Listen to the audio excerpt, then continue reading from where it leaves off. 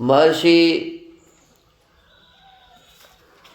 वाल्मीकि जी ने रामायण की रचना की है और इस रामायण में बाल कांड में हम सभी अभी 30वें सर्ग का स्वाध्याय किया है। अब 31वें सर्ग का स्वाध्याय होगा। पिछले सर्ग में बताया कि जब सिद्धाश्रम पहुँचे भगवान राम, सिद्धाश्रम जो पहले विष्णु का आश्रम था। किनका आश्रम था? विष्णु जी जहाँ तपस्या करते थे उसी आश्रम का क्या नाम है? सिद्धाश्रम। और उसी आश्रम में विश्वामित्र जी रहते हैं। और जब वहाँ पहुँचे हैं तो उनका सत्कार हुआ है, रात्रि विश्राम हुआ और प्रातः काल जैसे ही जगे तो जगने के पश्चात में पहले उन्होंने संध्या किया। क्या किया जी? फिर उपासना किया।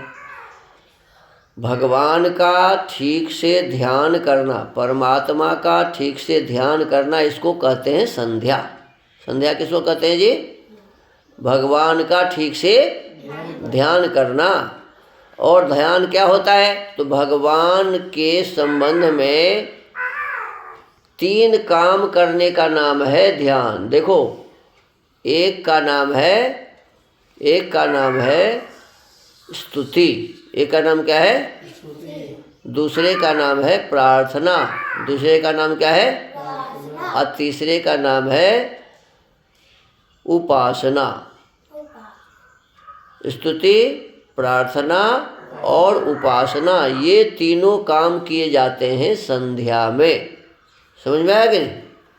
कितने काम किए जाते हैं जी? 3 काम। तो एक काम जैसे स्तुति है, जैसे हम ऐसे बैठ जाते हैं और परमात्मा के बहुत सारे नाम हैं, उसमें एक नाम, मुख्य नाम ओम है, तो हम ओम का उच्चारण करते हैं। ओम।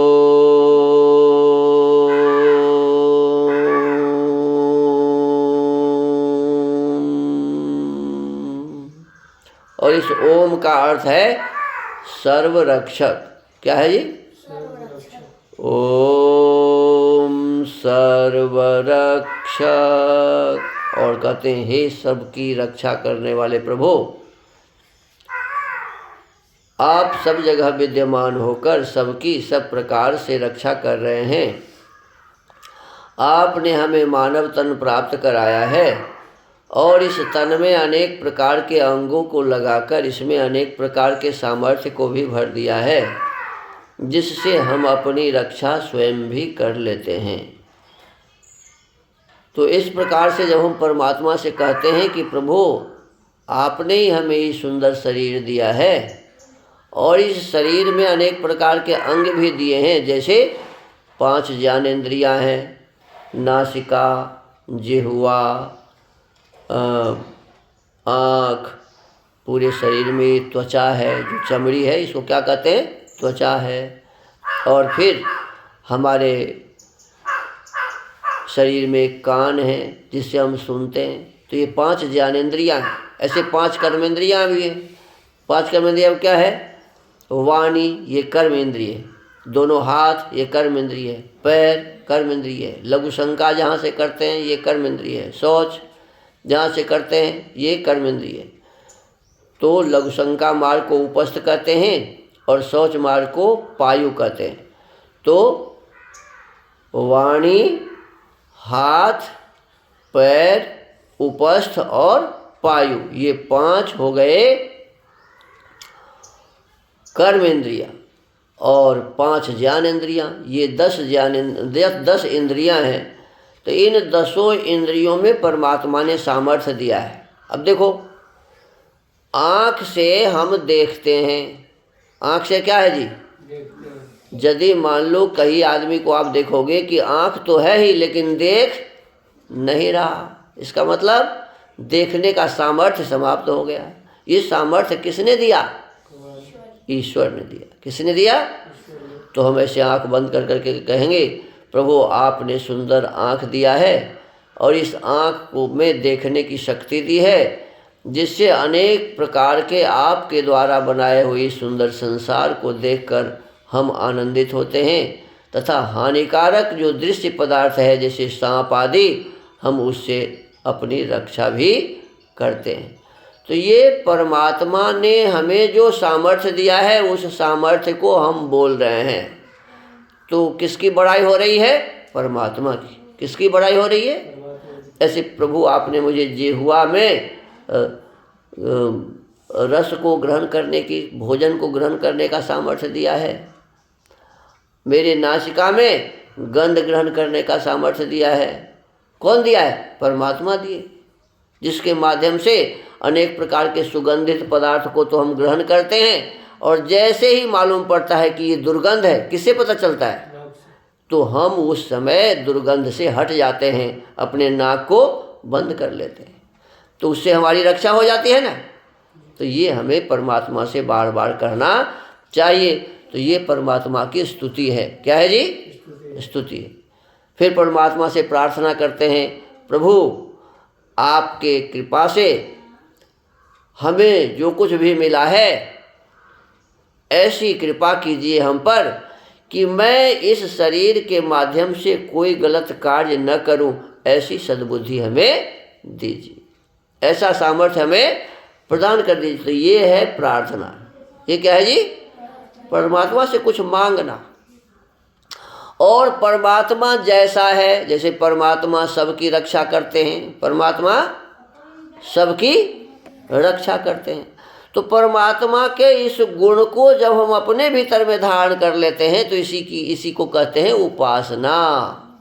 परमात्मा के गुण को जब हम धारण कर लेते हैं तो इसको क्या कहते हैं जी?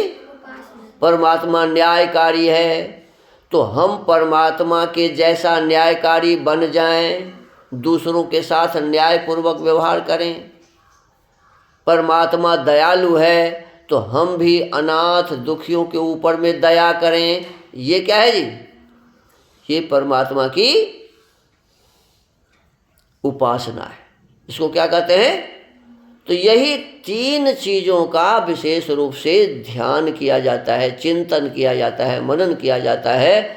तो भगवान राम ये संध्या की, फिर संध्या उपासना के पश्चात गायत्री का जप किया। गायत्री के जप में क्या कहते हैं? धियो यो नः प्रचोदयात्। प्रभु हमारी बुद्धि को आप बहुत अच्छी बना दीजिए। बुद्धि कहीं मिलती है? बाजार में बुद्धि कहीं नहीं मिलेगी। कहीं आप चले जाओ, बोलो कि मुझे थोड़ी सी बुद्धि दो, तो देगा कोई? नहीं देगा। तो ये बुद्धि मुझे मिलती है कहाँ से? गायत्री के जप करने से, परमात्मा की उपासना से, संध्या से। और इसके पश्चात में भगवान आप हवन किए। क्या किए? हवन किए। तो भगवान जैसे हवन किए, हम आपको भी हवन करके अपने घर के वायुमंडल को शुद्ध बनाना चाहिए। शुद्ध वायुमंडल रहेगा तो शुद्ध वायु ग्रहण करके हम स्वस्थ रहेंगे, हमारे बच्चे स्वस्थ होंगे। तो इसलिए प्रतिदिन घर में हवन करना चाहिए। घृत सामग्री समिधा से, समिधा माने लकड़ी, आम की लकड़ी हो, पीपल की लकड़ी हो, बट वृक्ष की लकड़ी हो, बहुत सारी लकड़ियाँ हैं जिसको समिधा कहते हैं। क्या कहते हैं? भोजन बनाने वाले लकड़ी को जलावन कहते हैं। श्मशान में जिसे जलाते हैं शरीर को, उसको लकड़ी कहते हैं। और यही लकड़ी जब हम हवन करते हैं तो उसको क्या कहते हैं? समिधा। तो समिधा सामग्री और घृत से, बहुत बढ़िया घृत से हम लोग हवन करें, और हवन करके अपने घर के वायुमंडल को शुद्ध रखें, जिससे हमारा आपका कल्याण होगा। तो भगवान राम ऐसा करते थे, हमें भी ऐसा करना चाहिए। संध्या करते थे, हवन करते थे, उपासना करते थे, गायत्री का जप करते थे, हमें भी करना चाहिए। और जब उसको क्या नाम था, मारीच को समुद्र में फेंक दिया और सुबाहु को जान से मार दिया, जितने भी लोग थे उसके साथ सबको मार दिया। इसके पश्चात में विश्वामित्र जी बड़े प्रसन्न हुए और राम जी और लक्ष्मण जी के साथ बैठकर, लिखा हुआ है कि मुनि ने उन दोनों भाइयों के साथ संध्योपासना की। फिर क्या किया जी? अब देखो, प्रातः काल भी संध्या हवन किए और सायंकाल भी संध्योपासना करते हैं गुरु जी के साथ बैठ के। भगवान राम जब ऐसा करते थे तो हमें नहीं करना चाहिए? हम लोग खाली सीताराम सीताराम करते रहते हैं, हरे कृष्ण हरे राम करते रहते हैं, और भगवान राम जिस काम को किए संध्या उपासना उसको हम लोग करते ही नहीं। तो हमें इसे करना चाहिए। लिखा हुआ है कि 1 घंटा कम से कम परमात्मा की उपासना अवश्य करनी चाहिए। तो ये हमारे आपके जीवन में ये हो, इसकी बड़ी आवश्यकता है। यही है वेद का स्वाध्याय, अपने जीवन में उसको उतारना। अब 31वें सर्ग का प्रारंभ होता है। अथ तांग रजनिं तत्र कृतार्थो राम लक्ष्मणो उसतुर्मुदितो वीरो प्रहृष्टेनांतरात्मना। तदनंतर विश्वामित्र के यज्ञ की रक्षा करके कृतकृत हुए श्री राम और लक्ष्मण ने उस यज्ञशाला में ही वह रात बिताई। मैंने संध्या किया गुरु जी के साथ और उसी यज्ञशाला में सो गए। भोजन आदि तो किए ही होंगे, सो गए, बिताई। उस समय वे दोनों वीर बड़े प्रसन्न थे, उनका हृदय हर्षोल्लास से परिपूर्ण था। प्रभातायां तो सर्वर्यां कृतपूर्वाहने कक्रियो विश्वामित्र मृषिंश्चान्यान् सहितावभि जगमतो। रात बीतने पर जब प्रातः काल आया तब वे दोनों भाई पूर्वाह्न काल के नित्य नियम से निवृत्त हो विश्वामित्र मुनि तथा अन्य ऋषियों के पास साथ साथ गए। अब बहुत सारे मुनि थे, विश्वामित्र जी भी थे।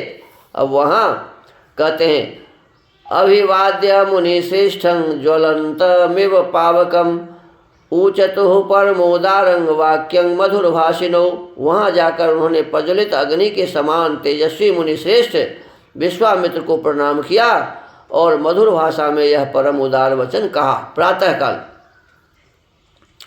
इमौ स्म मुनि शार्दूल किंकरो समुपागतो आज्ञापया मुनि श्रेष्ठ शासनं करवाव किम। मुनि प्रवर, हम दोनों किंकर माने अपने आप को क्या कहते हैं? किंकर। किंकर का मतलब होता है छोटा। किंकर का मतलब क्या होता है जी? तो विश्वामित्र के सामने तो दोनों भाई छोटे ही थे ना, तो कहते हैं हम किंकर, हम दोनों किंकर माने राम और लक्ष्मण आपकी सेवा में उपस्थित हैं। मुनि श्रेष्ठ, आज्ञा दीजिए, हम क्या सेवा करें? अब जिसको मारने के लिए आए थे वो तो मार दिए, उसको तो रास्ते से हटा दिया। अब क्या करना है गुरु जी बताइए। आगे कहते हैं एवं उक्ते तयोर्वाक्ये सर्व एव महर्षयः विश्वामित्रं पुरस्कृत्य रामं वचनमब्रुवन्। उन दोनों के ऐसा कहने पर वे सभी महर्षि विश्वामित्र को आगे करके श्री रामचंद्र जी से बोले। अब देखो विश्वामित्र जी और सारे ऋषि मुनि क्या कह रहे हैं। मैथिलस्य नरश्रेष्ठ जनकस्य भविष्यति यज्ञः परम धर्मिष्ठस्तत्र यास्यामहे वयम्। नरश्रेष्ठ, मिथिला के राजा जनक का परम धर्म में यज्ञ आरंभ होने वाला है, उसमें हम सब लोग जाएंगे। अब क्या करना है जी? अब कहते हैं कि मिथिला नरेश जो राजा जनक जी हैं, वहाँ जनकपुर धाम में उनकी राजधानी है, हम लोग वहाँ जाएंगे और वो बहुत बड़ा यज्ञ करेंगे, उस यज्ञ को देखेंगे। आगे कहते हैं त्वं चैव नर शार्दूल सहास्माभिर्गमिष्यसि अद्भुतं च धनुरत्नं तत्र त्वं द्रष्टुमर्हसि। पुरुष सिंह, तुम्हें भी हमारे साथ वहाँ चलना है। कहते हैं हम लोग तो जाएंगे ही उस यज्ञ में, आप दोनों भाई को भी चलना है। वहाँ एक बड़ा ही अद्भुत धनुष रत्न है। क्या है? वहाँ एक धनुष रत्न है, तुम्हें उसे देखना चाहिए। क्या कहते हैं? एक धनुष वहाँ है जिसे तुम्हें भी देखना चाहिए। तद्धि पूर्वं नरश्रेष्ठ दत्तं सदसि दैवतैः अप्रमेय बलं घोरं मखे परम भास्वरम। पुरुष प्रवर, पहले कभी यज्ञ में पधारे हुए देवताओं ने जनक के किसी पूर्व पुरुष को वह धनुष दिया था। देखो क्या कहते हैं, पहले कभी यज्ञ में पधारे हुए देवताओं ने, किसने दिया था जी? जनक जी कोई एक यज्ञ किए थे उनके पूर्वज, तो उसमें देवता लोग जनक के किसी पूर्व पुरुष को वह धनुष दिया था, वह कितना प्रबल और भारी है इसका कोई माप तोल नहीं है। वह बहुत ही प्रकाशमान एवं भयंकर है। न से देवा न गंधर्वा न सुरा न च राक्षसा कर्तुमारोपण शक्ता न कथंचन मानुषा। क्योंकि मनुष्यों की तो बात ही क्या है, देवता, गंधर्व, असुर तथा राक्षस भी किसी तरह उसकी प्रत्यंचा नहीं चढ़ा पाते। अब ऐसा धनुष है जिस पर वो प्रत्यंचा चढ़ाना होता है, जिससे मारते हैं ऐसे, वो जो सूता होता है ना उसमें लगा हुआ, तो कहते वो प्रत्यंचा उस पर चढ़ा नहीं पाते। न मनुष्य चढ़ा पाते, न देवता चढ़ा पाते, न गंधर्व, न असुर, न राक्षस, कोई भी नहीं चढ़ा पाते हैं। ऐसा वो धनुष है। धनुषस्तस्य वीर्यं हि जिज्ञासन्तो महीक्षितः न शोकुरारोपयितुं राजपुत्रा महाबला। उस धनुष की शक्ति का पता लगाने के लिए कितने ही महाबली राजा और राजकुमार आए, किंतु कोई भी उसे चढ़ा न सका। तो प्रत्यंचा अभी तक कोई चढ़ा नहीं पाए हैं और बहुत बड़ा यज्ञ कर रहे हैं राजा जनक, उसमें हम सबको चलना है। आप भी हमारे साथ वहाँ चलिए, देखिए कि वो धनुष आखिर कैसा है जिस पर कोई भी प्रत्यंचा नहीं चढ़ा पाता है।